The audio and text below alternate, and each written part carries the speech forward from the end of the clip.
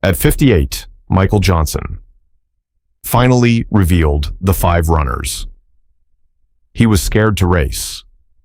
Michael Johnson never lost. That was the brand. That was the reality. For nearly a decade, from the moment he committed fully to the 400 meters through every world championship and every Olympic final that followed, he stood at the start line of races that everyone else had already decided were his. Not arrogance, certainty. A man who had built his preparation so completely that the result felt like a formality before the gun fired. But at 58, sitting far enough from competition to finally say what the public never fully heard, Johnson named 5 runners who made that certainty feel like something it had never been before, something fragile. Dominance is never as complete as it looks from the outside. The margins that appear comfortable in the results hide the reality of what producing them actually costs. Michael Johnson understood this better than anyone. He went undefeated in the 400 meters for 7 straight years. He won the 200 and 400 meter double at the same Olympics, a feat no man had ever achieved before and none has achieved since. He retired holding world records in both events. From the outside, the career looked like a decade of certainty, but inside that certainty lived 5 names, 5 runners who forced him into places that the results alone never communicated. 5 men he was genuinely scared to race. Number 5, Carl Lewis. The fear that arrived before the competition even began. Carl Lewis never beat Michael Johnson in a race that defined either of their careers. That is the factual record. But the fear Johnson carried toward Lewis had nothing to do with what happened on the track between them. It had everything to do with what Lewis said, away from it. When Johnson was still building his reputation in the early 1990s, still establishing himself as a genuine force in the 200 meters rather than simply a contender, Lewis made a public declaration that landed with the weight of a verdict. He said plainly that Johnson would not make the 1992 Olympic team. Not that he might struggle, that he would not make it. Johnson heard it the way every competitor hears a dismissal from the person who occupies the position they are trying to reach. The 1992 U.S. Olympic trials were brutal in the way that no amount of preparation fully accounts for, and food poisoning before Barcelona removed the individual 200-meter opportunity Johnson had built toward, leaving him with the relay gold that began his Olympic account on terms he had not chosen. Lewis never fully acknowledged what Johnson became after Barcelona, never extended the credit that the subsequent decade of dominance deserved, and Johnson carried that withholding. The specific weight of having been dismissed by the man who considered himself the standard and then building a career that made the dismissal look absurd, without ever receiving the acknowledgement that would have completed the correction. Number 4, Donovan Bailey. The race that should never have happened. The result that nobody fully processed. The 1997 match race at Toronto's Sky Dome between Michael Johnson and Donovan Bailey was constructed as the answer to a question the sport had been debating since Atlanta. Bailey had won the 100 meters in world record time. Johnson had won the 200 and 400 meter double. The discussion about who was the fastest man alive had no clean resolution because the events were different enough that direct comparison required interpretation rather than evidence. The solution was a 150-meter race. Johnson pulled up mid-race. He said it was a legitimate injury. Bailey's response was immediate and public. On live television, he called Johnson a chicken. Not a suggestion, not an implication. A direct, unambiguous accusation broadcast to everyone watching that the withdrawal had been strategic rather than physical. The accusation landed not because it was proven, but because it could not be disproven in the way sporting results usually resolve disputes. And that unresolvable quality was the specific hell it produced. In his events, Johnson understood the territory completely. The 150 meters placed him between his expertise and Bailey's in a way that removed the certainty his entire career was built on. The withdrawal, the accusation, the live television moment, it gave him a version of vulnerability that no conventional race had ever manufactured, a narrative he could not finish on his own terms.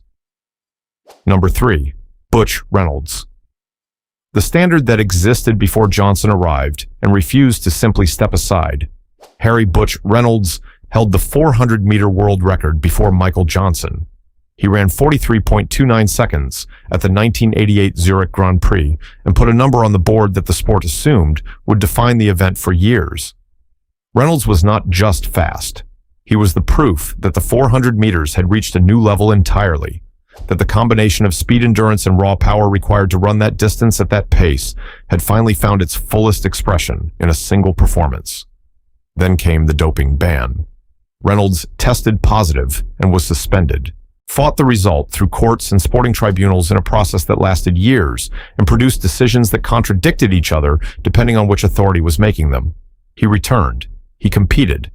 And in the years that overlapped with Johnson's rise to absolute dominance in the event, he remained present in a way that the circumstances of his career made impossible to fully evaluate. Johnson said that what Reynolds gave him was the specific fear of racing someone who believed the record on the board belonged to him in a way that was not just competitive, but personal. Reynolds had not simply set a fast time.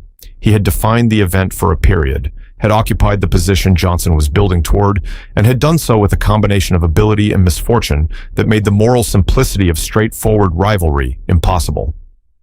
Racing Reynolds meant racing not just a fast 400-meter runner, but the entire weight of what his career represented.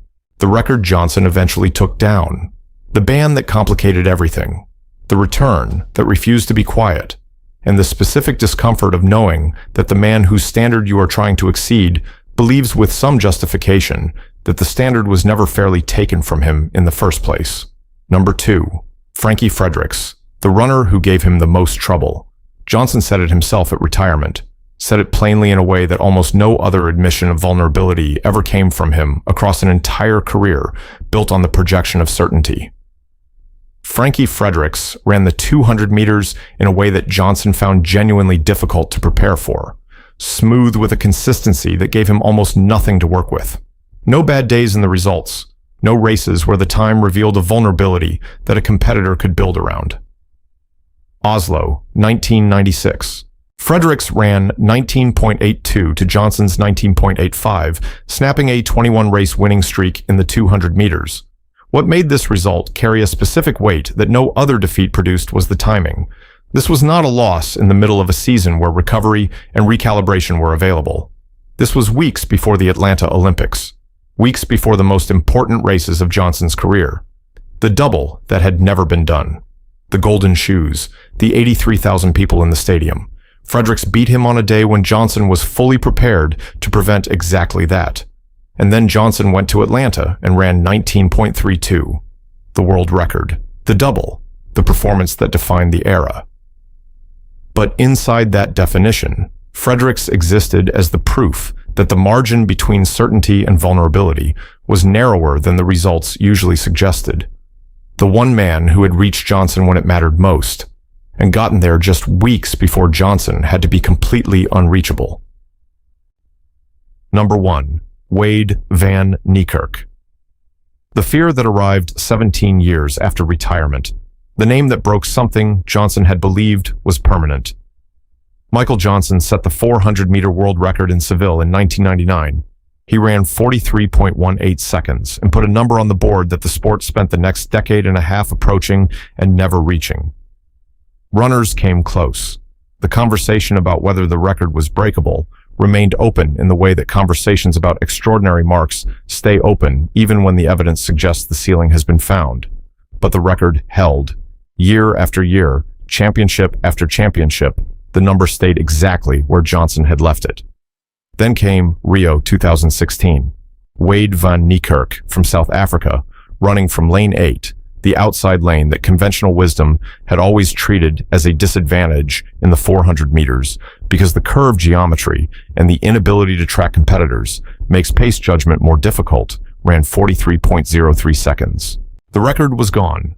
17 years of permanence erased in a race that Johnson watched from retirement and processed in the way that a man processes the end of something he had not fully acknowledged he was still carrying. Johnson said that the fear Van Niekerk produced was unlike anything any competitor had given him during the active years of his career. During competition, fear was immediate and manageable. It arrived before a race and was addressed by the race itself, by the performance that either resolved or confirmed what the fear had been warning about. Van Niekerk's record produced a fear that had no race to resolve it. A fear that arrived in retirement, in the stillness where competition no longer exists as a response, and sat there without any mechanism for being addressed. He had believed, without always saying it directly, that 43.18 was a number that would represent him permanently, not just as a record, but as a marker of what he had been capable of. Van Niekerk removed that permanence in a single race from lane 8 in a way that Johnson could not respond to, could not train for, could not prepare a performance to answer. The fear of Van Niekerk was the fear of legacy, being rewritten by someone you never raced, someone who arrived after the career was finished and changed the record books in the silence where you used to compete. That is the loneliest category of fear an athlete can carry. And at 58, Johnson admitted it was the one that sat with him most heavily of all. At 58, Michael Johnson had nothing left to prove on a track.